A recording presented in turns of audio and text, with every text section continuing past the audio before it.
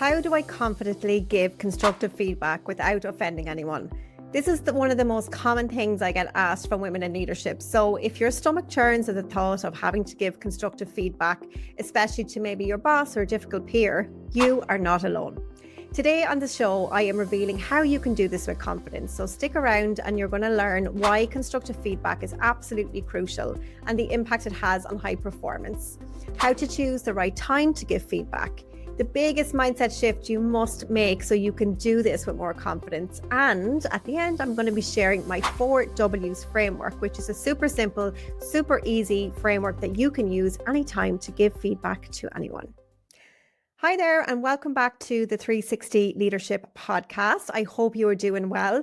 I am so excited because this week we have welcomed some new members into 360 Leaders Club, and I just love supporting our leaders in the club. So if you want to learn more about joining us when the doors open again in September, you can visit 360leadersclub.com or you can reach out to me for more information.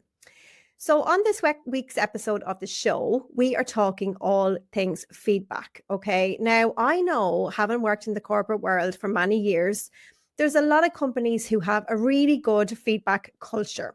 And a feedback culture means it's, in theory, it's all very open, it's all very honest. People should have a growth mindset, which I'm going to cover in another episode. However, when it comes to actually doing it, it can feel really, really scary, right? Especially if it's with a challenging team member who you know is going to get defensive, or if it's with your boss, or if it's with a peer who really is not playing ball and is maybe promoting themselves too much and taking credit for other people's work and stuff like that. And those kind of people often are not aware of their behavior. So I believe feedback is always a gift, no matter how difficult it is to do. I think it's something as a leader you absolutely have to get down. So before I get into sharing the tools to support you today, I want to share a story with you. So I remember years and years ago, I had a boss and she was a real role model for me. I really looked up to her. She was very strong. She was very knowledgeable. She was really likable. She was funny. She, was very productive. She was a great leader because she was so good at prioritization and communication with her team. And she was a great, at developing her team. But one area that she always let herself down in, it was that she was extremely volatile. You know the ones? So I remember one day being in a meeting with her. We were in a startup and we were trying to bring in some equipment or something like that. And the project was delayed and it was a big delay. And when you're working on a really big project with an aggressive timeline, shock horror, like every project in the world, there's deadlines to be met. So anyway, this meeting was being held with multiple stakeholders to understand how we could get this project back on track. Now, there was something that needed to happen from an automation tech perspective, and this was the thing that was holding up the project. And I remember my boss was really pissed off because she wanted to deliver on time, and there was a lot of negativity, going into the meeting, and you just knew it was going to be a tense situation. And I remember we were all sitting there in the room, in the boardroom. We were drinking coffee. The guy who was presenting had his slides up and we were building rapport as you do at the start of any kind of meeting. And then in she walked and you just knew the mood instantly kind of changed. Now, bearing in mind, I really liked this woman and she was super good at her job and she was somebody I aspired to be. And I was and instantly going, right, why? It doesn't really have to be this way. Her energy coming into the meeting is literally, energy is contagious. So it kind of spread like wildfire and everyone really settled in and kind of got quiet. And I remember he started presenting the reason why there was the delay, why this specific delay. And the reason was there was some corporate guideline out there that said they couldn't do X, okay, that they couldn't do X, but she wanted them to do X. And he was explaining very calmly, referring back to the guideline. And I remember she literally threw her diary down on the ground and she was like, this is effing ridiculous. And she stormed out the meeting. I know. So we were all left there kind of scratching our heads and it just left a really bad taste in the room. It actually, from a personal brand perspective, I knew that people were talking about her and how she was behaving. And I knew that that wasn't the way that she would have ever wanted anyone to see her. So she was known as being quite a dominant person. And she was, also very likable, but also somebody that you wouldn't want to cross. But at the time, I had literally just done coach training. Like it was probably back in I don't know, like it was a long time ago. And I remember they were talking all about this feedback thing. And I remember feeling really brave and going, right, I am going to give her the feedback. I'm going to give my boss the feedback, what happened in the meeting. So I was kind of scared to do it, but I knew that, first of all, is I was going into it with a good intent. So I think that's one invitation I have for you, is around the mindset shift, which is if you go into any feedback discussion and you are doing it from a place of heart and you're doing it with a place of good intent, it's going to go fine. Okay. So I just reminded myself, I said, right, I'm doing this and I have a good intent. It's all going to be fine. So I went into the meeting, or after the meeting, I remember meeting her, and she was in the tea room and she was in quite a good mood like the next day. And I approached the conversation in the way that I'm going to share with you now. And I'll share what she said after I teach you how I did it. Okay. So something I get asked all the time in 360 Leaders Club is about this. So obviously 360 is my members club for women in leadership. And in the club, like, these situations come up all the time, and it's all very well listening to a podcast and hearing it today. But what I love is that I have all these tools and tips and frameworks that in the moment, as situations occur, I can give them to you. And you can put them into practice, and I'm there to hold you accountable to actually take the action, which is fantastic. And some of the girls have used this and they've gone really, really well. Okay. So the first thing that I would invite you to do before you give feedback is you need to center yourself. Okay. You need to center yourself. Now, there's another framework I teach on conflict management called the Calmer model of conflict management. And the step one in that method is center. So it's all about centering yourself. And again, if you work with me, I can teach you all about that properly. So you need to just ground yourself and go, right, okay, what am I trying to achieve here? What's the goal? I'm not going into this with any ill intent. I'm going into this with a good heart. Okay. That's the first step. And then the second thing that I invite you to do is it's really, really, really, really important that you choose the right time to give the feedback. Okay. So never, ever, ever, ever, ever, ever, ever, ever give the feedback to somebody in the moment. So people talk about in the moment feedback, and I think it's a load of horse poo, because if you're given in the moment feedback when somebody is angry, frustrated, or agitated, what do you think is going to happen? You're going to poke the bear. Okay. It's not the time. So you've got to use your emotional intelligence as a leader to pick the right time. And it should absolutely be no more than 72 hours. Ideally, you would want to do it the next day after they've slept on it or something has happened. Now, there are times where in the moment feedback is super valuable, okay, if it's not in a heated discussion like this, but for heated discussions and things, it's just not the time. So choose the right time, use your emotional intelligence, and then, as my husband always says, put your big girl pants on and get ready to do it, okay? So you're going to have centered yourself. You're going to have picked the right time to talk to the person. And now you're going to apply what I call the 4 W's. Okay. The 4 W's is the framework. Super, super simple. So the 4 W's stands for what, when, why, and where. Okay. What, when, why, and where.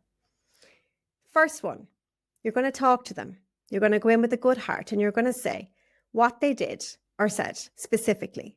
So you're not going to give anything vague, like sometimes you're a bit volatile. What does that mean? In the instance with my old boss, I said to her, look, yesterday in the meeting with such and such, I explained the story exactly as I explained it to you. I said, you came into the room and I said, I'm telling you this because I really care about you. I look up to you. And I said, I just think that you let yourself down. I actually said it as bluntly as that. And I was kind of going, oh my God, what's going to happen? But I was all like, I've had this feedback training now and I'm going to do it. So share what they said or did. So I explained when you popped it down on the desk and you got all angry, the mood changed. And when you left the room, people were talking about you pretty much. So the second one then is when. So when it occurred. So obviously I explained in my situation, it happened yesterday. In your situation, you might be saying, last week at that meeting, if you're a bit late on the feedback, definitely just don't leave it. Don't leave it any longer than a week. I know it said 72 hours, but I know that sometimes that's not possible. Don't leave it a month until you're one-to-one or anything. It's over. The event is gone. So if you want the most impact, it's really important you give the timely feedback while it's still relevant, okay? So you would share when it occurred. So if you were given it a later stage, you would say 2 weeks ago or last week when we were in this meeting, and remember this happened. Okay, so now they're there with you and they're in the picture. So you're going to tell them the story to bring them along, okay? Then the third step is why. So why did this behavior have an impact? What was the impact? So in the example I shared, I said the impact of this was, first of all, I view you as a really role model. And when you did that, that's not something that I would aspire to be like. That's the first thing. The second thing on me personally, I said I felt really awkward being in the room because when you left, they were all obviously riled up after how you had behaved. And I said that was really challenging for me to navigate because I had loyalty to you, but also I'm there with them. I'm trying to move the project along. So I explained the impact. And then I explained the impact to them. I said, I noticed, and again, owned what I noticed, that the team's energy shifted. Their mindset shifted into a more negative space. And I don't know how willing they're going to be to cooperate now. And I said, that's the fourth step is the where, where can we improve? I said, what would have been a better way to approach it is to try to kind of come in and, listen maybe a little bit more and try to work with them because they're not doing this on purpose. It's in the guideline. And I remember she looked at me and I was literally like, oh my God, I had my glass of water. I was like, I'm dead. She's going to kill me. And she looked at me and she just turned around and she took a breath and she said, no one would ever speak to me like that. She said, no one has ever told me anything like that before. But she said, I really appreciate it. And in that moment, I knew that I had given her some sort of a gift. And the way I approached it went really, really well.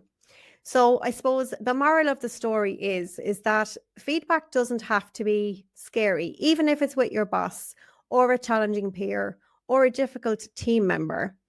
If you're going into it with a good heart, okay? If you're going into it with a good heart, with good intentions.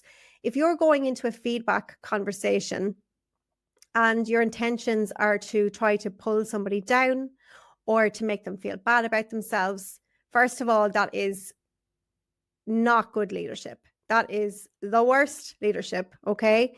If you want people to follow you, you've got to be a good leader. You've got to pull them along. So always go into things with compassion, with empathy, where you can, okay? And then you're going to be that exemplary leader that I know you want to be. So that is it. Just a quick recap on the 4 W's. It's what they said, when it occurred, why it had an impact and to who, and then where they can improve next time. And there's another couple of episodes that I would recommend you listen to if you enjoyed this one, which is episode 108, which is 5 strategies to handle a defensive team member with more ease and less frustration, because we all know what it's like when someone is getting defensive. Okay, I would definitely recommend that you go and listen to that one as well. So in summary, just to recap what we went through. So we've gone through why it's important to give feedback, why it's so important, not only for you as a leader, but also for your organization's culture, for the team performance, for delivery, for morale, all that good stuff. We've talked about the mindset shift that you need to make around going into it with compassion and a good heart. And I shared my 4 W's formula with you too for delivering constructive criticism confidently. So I would love to hear from you. I would love to see you take an action. So are you going to apply the 4 W's formula? Are you going to go give somebody feedback today, tomorrow? Please reach out and let me know if you're going to use the tool. And This is just an example of some of the resources I teach and coach inside 360 Leaders Club, okay? And when I deliver corporate training, where you actually get to workshop and practice this together and have a bit of fun doing it, so that when you do it in reality, it is not as scary. And I'm always there to motivate you. And I have a whole host of tools and frameworks like this so I can support you personally in 360 Leaders Club or in your team, in your organization. So if you're interested in working with me at any point, or you're thinking about, potential training for your team next year or development for yourself, I know you want to start getting that PO process rolling early. So you can submit an inquiry to lucygernon.com/contact, and then we can have a chat about how I can support you. So that is it for this week's episode. I hope you found it valuable as always. If you did, please forward it on to some women in leadership in your network. I would so appreciate it. Share it, the episode, if you see it on social media. Subscribe, follow, rate us. Just do anything to support the show, because my team and I put so much energy and love and care into giving you this free content. You would be doing us a massive favor, and you'd be helping out other women too. Thanks a mil for listening, for watching, and I'll talk to you again, same time, same place next week. Bye for now.